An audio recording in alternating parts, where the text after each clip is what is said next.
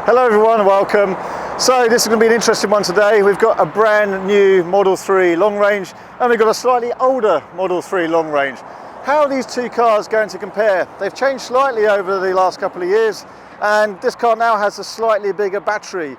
So let's do a test today. We're currently at Woodall Services on the M1. We just picked up this car from Sheffield in South Yorkshire and we've got a couple of hundred miles to travel back home. So we're mainly going to test any difference between efficiency and range, plus also charging speed. We're going to bring both these cars up to 80% charge now. They've both been driven today, and so they're both on an even keel. And as ever, the best way to compare range and efficiency is to drive them on the same day, the same speeds in Convoy and the same roads, and that's exactly what we're going to do now. Right, so we're on our way and we're straight on the motorway up to 70 miles per hour. We're going to be driving at the speed limit all the way, so not hyper miling, real world driving, and it should be a pretty efficient run because it's warm. The car's showing 26 degrees Celsius, there's no wind, it's nice and dry. We're going to be running the air conditioning and have the music on if we want it on, but what we are doing is making sure we're literally traveling in convoy, and yes, we'll swap around, you know, one in front of the other in case there's any aero advantage. We'll do all that kind of stuff, and keep it all as accurate as possible and really see if there's any difference between these cars and the range they can handle. With a slightly bigger battery in this car, will it really make much difference in the real world? Then we will go to a supercharger, a V3 supercharger, towards our destination, and see if the charging speed is any different. Because what I have found before when I had the performance with this battery pack, because they came before the long range, there was that it actually charged a little bit slower than the older cars. So we'll see if that's the case. I think what I want to do is say, right, let's recharge back up to a indicated 200 mile range, for example. So it would sort of simulate if we wanted to do another 200 miles or a continued part of the trip. Would this car have an advantage, or would that car have an advantage if it does charge faster? Well, that's what we're going to find out. Been testing the noise level with decimeters, and this is to see really is there any difference in the cabin with the noise. Remember, this new car has a double glazing, that one doesn't. Now, we just drove the different cars when we went to that first charger, and when you get in and out of the other one directly, there's not really a difference you can notice. We've both sort of concluded that in this car with a double glazing, you sometimes get a little bit less wind flutter, but unless you're jumping from one straight to the other, you know, there's not really any night and day difference you can notice. But with a decimeter, we tested them both, and we did two runs, each one for a few miles, literally again in convoy as we are, same road surfaces, same speed.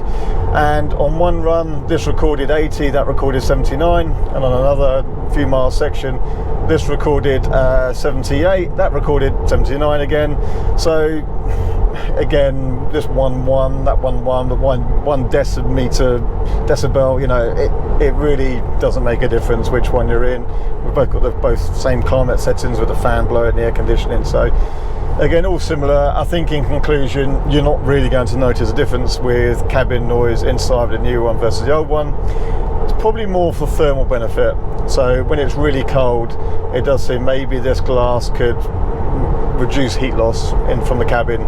That's probably the main advantage and reason for this double glazing. In terms of noise, yeah, nothing you can really pick apart, to be honest. So what are the differences with the Model 3 over time? Well, it hasn't changed a great deal, but we first got the Model 3 in this country in 2019, and then late in 2020, I'm just going to run through this briefly because we did do another full video on this, but late in 2020 there was a refresh, what we call a refresh model, and it mainly received slightly different headlights, different center console, the chrome was removed in favour of black trim, but it hadn't changed a great deal. Then we received cars made from China. Again, another video on that about difference between China cars and the previously made Fremont cars. But recently we had this 82 kilowatt hour battery pack, and so that's slightly bigger than we had before. And from testing so far, mainly by Bjorn, nearly on his channel, there's a little bit of extra usable capacity. So is that going to translate in the real world? This car is literally box fresh, 683 miles on the clock. And the car, the white Model 3 long range, I remember the same wheels, same tyres, really is identical. That car is 18 months old with 12,000 miles on the clock. So, you know, it's not particularly high mileage or anything like that. And let's see how they stack up. It will be interesting. I don't think there's really going to be much in it, but this is the only way to find out. There's so many variables with electric cars in terms of efficiency being driven that you just have to drive them in Convoy to get the real world direct comparisons. And that's what we're able to do. As ever, we do this as part of our daily jobs. We've just purchased that car from Sheffield, so it gives us the opportunity to drive a couple of 100 miles back south and do that test. So I'm going to get on with it and give you an update part way to see how we're going for efficiency. Okay, cannot performance test these cars properly on the road, but we did have an opportunity where coming out of a 40 miles per hour section of roadworks back up to 70 alongside each other, we both put our foot down, all very safely, don't worry. And I actually went slightly earlier in this newer car, and that car is faster. The older car is actually slightly faster. It actually just pulled ahead slightly, and then, well, we had to then stop because obviously we hit the speed limit. But we found this before as well, and actually this led on to doing a video with CarWow. And so there's a video there where the cars with a newer battery, that was a performance, a Model 3 performance with this newer, bigger battery, was actually slightly slower than the older long range. And it's still the same case. So whatever, you know, this battery obviously just can't output the same amount as that car at the same state of charge, basically. So, you know, minuscule differences. Again, driving one from the other, you're not going to notice, but side by side, you can just see the edge of comparison. And if you could keep them running, if you're on an autobahn, you would see the older long range pull away from this long range, or if this was a performance, you'd see that car actually edge away gradually. So, yeah, that's the story with that. No more performance because you've got a bigger battery, a little bit less of anything. Maybe the battery's heavier, maybe the double glazing adds more weight to the car, but I think it's just to do with the battery chemistry, slight difference there. So no performance advantage. And incidentally, when I left this morning, charged 100%, 338 miles shown on this car. Anyway, we're both at 78% now. We've just been on the radio to each other, both at 78%, so they're going down by the same percentage. But his car indicates 78% will give him 227 miles of range, and for me 78% is indicating 264 miles of range. So the indicated distance is quite a bit different, but our percentages are the same and decreasing at the same amount so far. We are just approaching 60 miles covered, so I'm going to give against a call and we'll see how we're comparing, shall we? It's been a pretty clear run, 70 miles per hour. Hello, Richard. Hey again, so how you doing? Right, we're just coming up to 60 miles covered, so I want to see how we compare. Now let me see if I can bring up my trip. Since last charge, right, what have we got? 59.5 miles, and I've averaged 239 watt hours per mile. So what have you got? So yeah, 60 miles, I got 70% left in the battery, which gives me 202 miles of range, and I averaged 230 watt hours per mile. 230? So, yep. So that's more efficient than this one. Okay. So far. Right. And I've got 70% of my battery left, which has given me 236 miles of range. So more miles per range, but we're almost identical in percentage. Yours was how many percent? I've got 70, you've got... I just hit 69, so it's 70 as well. Mine's just hit 69 as well. So we got exactly the same percentage, but difference in what the car is saying, how many miles we can do, but we've gone down by the same percentages all the way along. Okay, this is interesting. Yeah. So this isn't exactly proving vastly more efficient so far, is it? Okay. Nope, not at all. All right, well, let's cover some more ground. We'll see how we go. Yeah, I'm on cruise at 60 and you're on cruise at 60 as well, yeah? And I'm going slightly quicker, aren't I? Yep.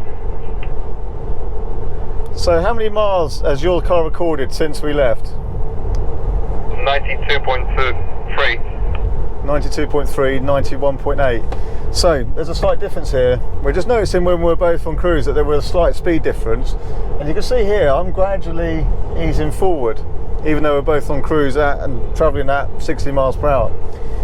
I can only assume this is difference. This difference is due to tyres. In terms of, we both got exactly the same tyres on, same wheels, but that car's covered 12,000 miles. This is new, so a little bit more tread depth on this car means that its wheel is slightly bigger overall. You know, one rotation is ever so slightly different, but I think we can see now over the course of a journey, you know, nearly 100 miles, that means that car thinks it's travelled further than this car does, because of that slight difference in rolling radius, so rolling circumference. So that could play into, you know, some effect with the efficiency comparisons. For the same amount of energy, that car thinks it's gone a little bit further. So at the moment, by, you know, a quarter or third of a mile. So by the time we've covered a couple hundred miles, what's that difference going to be? Yeah, kind of interesting. Just something we started noticing when we were both on cruise, that one was edging away from the other one, and now after I've been speaking for about 1 minute 30 seconds, he's 2 car lengths behind. We're both still on cruise at 60 miles per hour, and we're doing 60 because we're still in these contraflow roadworks, which seems to be going on forever. But anyway, yeah. As ever on these long drives, we've stopped before the cars need to stop because we needed a quick comfort break. But let's just check in where we're at. So again, when we've stopped, we've left our climate on. We've both done exactly the same thing. We've stopped at the same time. We stayed in Convoy. But just before we pull away, we've covered, according to my trip, 113.9 miles, and I've used 227 watt hours per mile as an average. Gins, what's your average watt hours per mile so far? I have averaged 218 watt hours per mile. Still less than me at 218 watt hours per mile. I've got 53% left. Same here, 53%. It's still the same percentage. I'm showing 179 miles. Again, how many miles does that calculate to? That gives me 153 miles of range. Okay, 153 miles of range. Here's 179 in mine, but we've got the same percentage of battery. But his is still proved to be a little bit more efficient. Let's see how we go. Let's carry on with the journey. There we go. Let's go. Just noticed a little something with our climate controls. So we've both set 19.5 degrees, both automatic, so that we're on even playing field.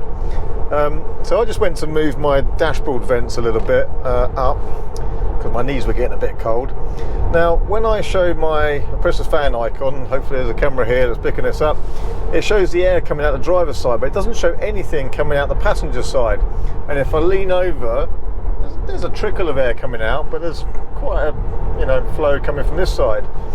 Now on the other car, it's blowing both sides, and we've both got sync enabled, so we're doing the same things, but he has it coming out of his side.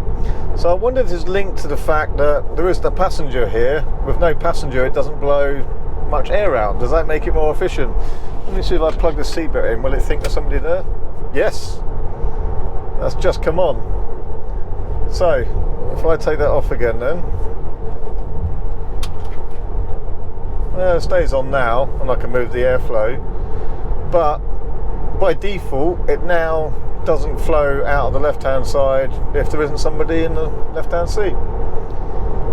Possibly a useless fact of the day, but interesting nonetheless. That one doesn't do that. The older one doesn't do that. Anyway, doesn't seem to be helping too much with efficiency, as we're not running any more efficiently than that one. And it's 32 degrees outside now, so it's 80, what is that, 86, 87 Fahrenheit, possibly a little bit more. So it's pretty hot, and there is, you know, we need this aircon coming out. But it doesn't seem to have gained anything. Okay, here we are. So I've just done 218 miles since that last charge, and I've averaged 229 watt hours per mile. So that's was well over 4 miles per kilowatt hour, and I've used 50 kilowatt hours to travel that 218 miles. I've got 18% of the battery left, and if I pro-rata that out, it works out that I would be able to cover 303 miles to a full charge on this newer long range.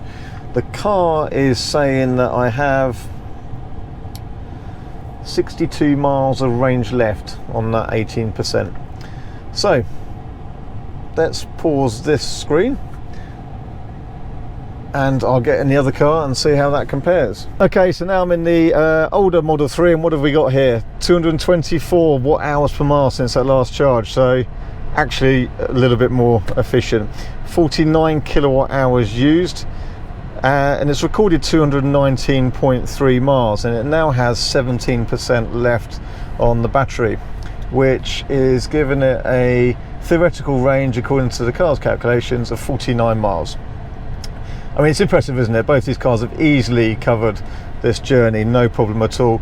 This car in theory is slightly more efficient, but yeah, there's not really much in it, if anything at all, in the real world. I'll tell you what, again, since we left the last services where we stopped for a quick wee, what was your average since then?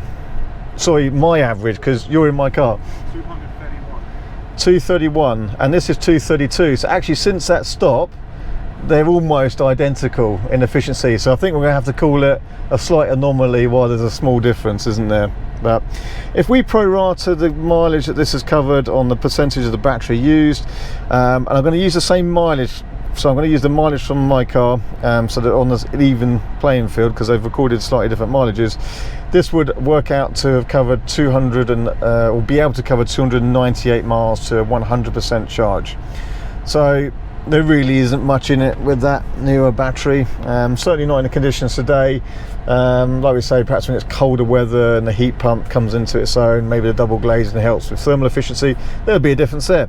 Anyway, right, next challenge is we are at a place called Amesbury, which is just down the road from Stonehenge, is just over there, and these are V3 Superchargers. Let's plug them both in and see how they charge, which one charges the quickest. I think, from my experience, the older one will charge slightly quicker than the newer one, but let's see, let's try it out. So after 39 minutes, one of the cars is at 90%. Can you guess which one? The older one.